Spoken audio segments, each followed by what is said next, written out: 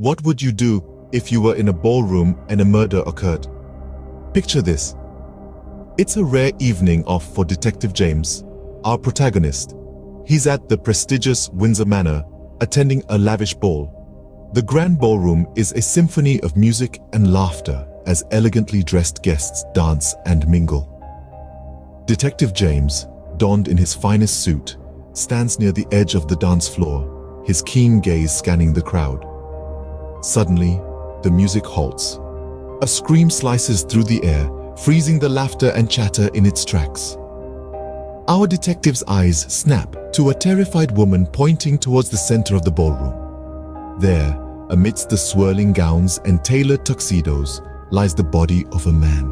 A pool of blood paints a morbid contrast to the polished dance floor. Without missing a beat, James springs into action, his evening off turning into a working night. He pushes through the shocked crowd to reach the victim. Kneeling beside the lifeless body, he notes the stab wounds and the look of surprise forever etched on the man's face. The room descends into a hushed silence, the guests looking on as James rises to his feet. He addresses the crowd, his voice steady and authoritative. "Ladies and gentlemen, I am Detective James. It appears we have a murder on our hands. I will need everyone to remain calm and stay in the ballroom while I conduct my investigation." And so begins another case for Detective James, a murder mystery in the heart of a grand ballroom. As the guests watch, a mix of fear and curiosity in their eyes, James prepares to delve into the unknown, to uncover a killer hiding in plain sight. This is just the first chapter in a tale of intrigue and deception, a story that will unfold in the most unexpected of ways. But for now, the ballroom holds its breath, waiting for the detective to unravel its secrets. The investigation was in full swing, with James leading the charge. The detective, known for his sharp mind and keen observational skills, began his inquiry by questioning the host of the event, Mr. Edward Windsor. With a calm yet authoritative voice, he asked Mr. Windsor about his activities during the evening. Mr. Windsor, a man of distinguished bearing and a reputation for philanthropy, explained that the ball was a charity event to raise funds for the local hospital. He insisted that his time had mostly been spent in his office, away from the grandeur of the ballroom, and he was as shocked as anyone about the ghastly act that had occurred. As the conversation with Mr. Windsor unfolded, James turned his attention to the victim, Mr. Henry Blackwood. Blackwood was not your average Joe. He was a wealthy businessman known for his ruthless business tactics. His approach to business, which often involved twisting arms and stepping on toes, had earned him a fair share of enemies. His wealth was immense, his influence far-reaching, but his ways of achieving them were often dubious. James methodically sifted through the facts, his mind working like a well-oiled machine.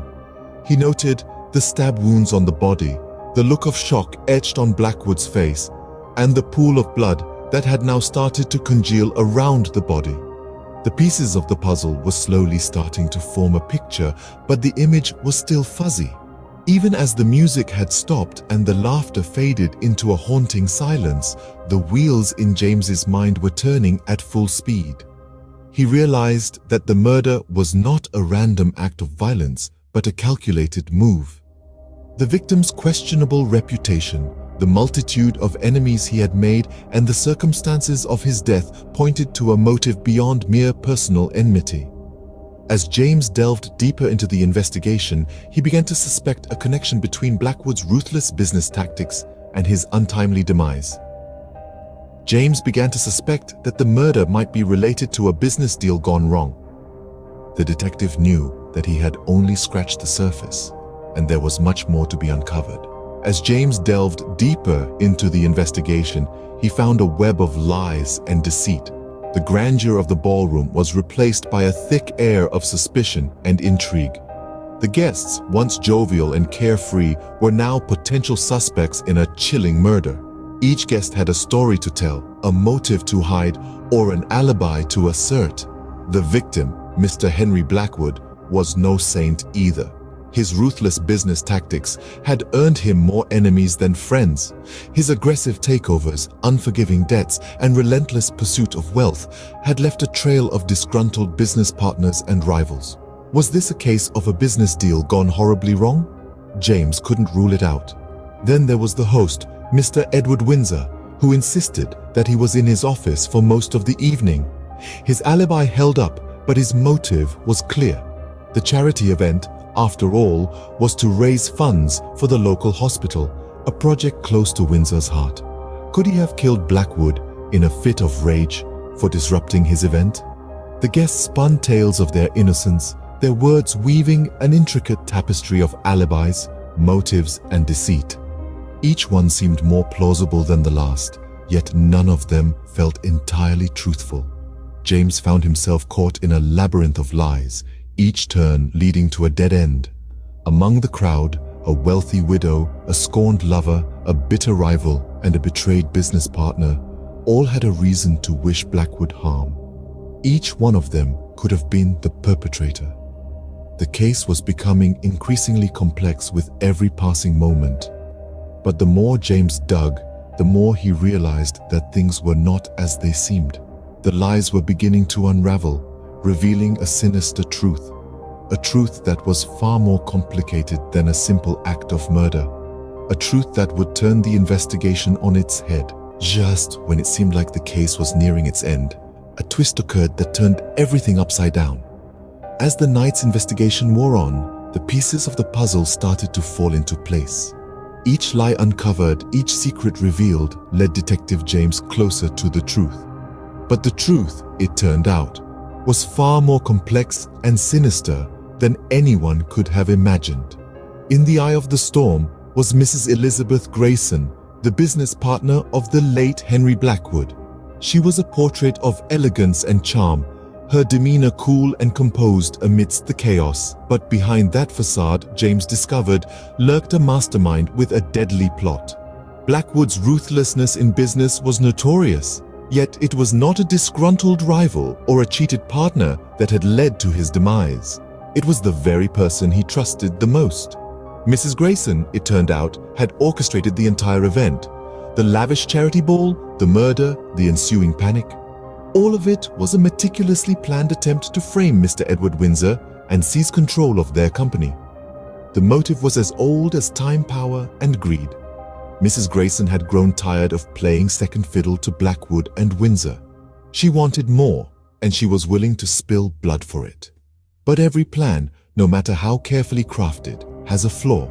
In Mrs. Grayson's case, it was a hidden witness, an unexpected ally who came forward with the damning evidence. The witness, a servant at the manor, had seen Mrs. Grayson in the act and had kept silent out of fear. But Detective James, with his keen intuition and persuasive skills, convinced the witness to speak up. With the damning testimony and the mounting evidence, Mrs. Grayson's scheme crumbled.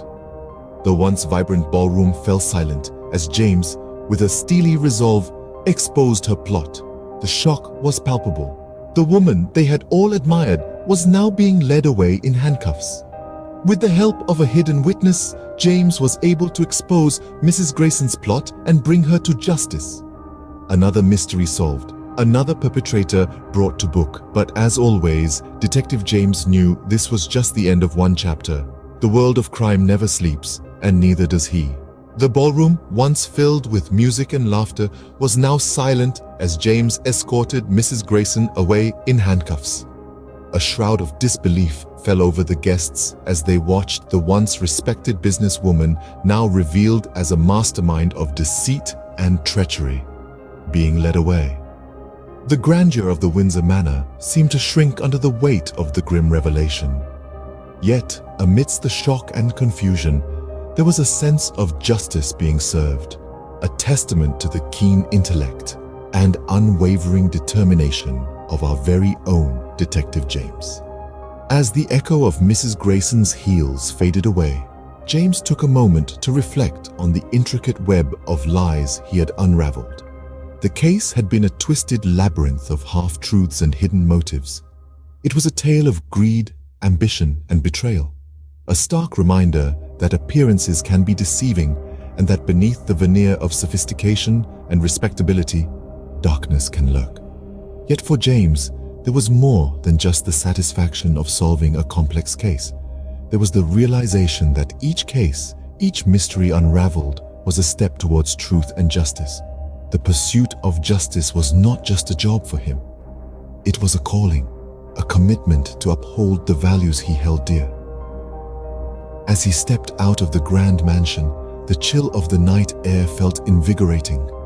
The stars above seemed to twinkle with an added brilliance, as if acknowledging his triumph against the dark undercurrents of crime. But the night was far from over, and the city was still awake, its streets humming with stories yet to be told, mysteries yet to be solved.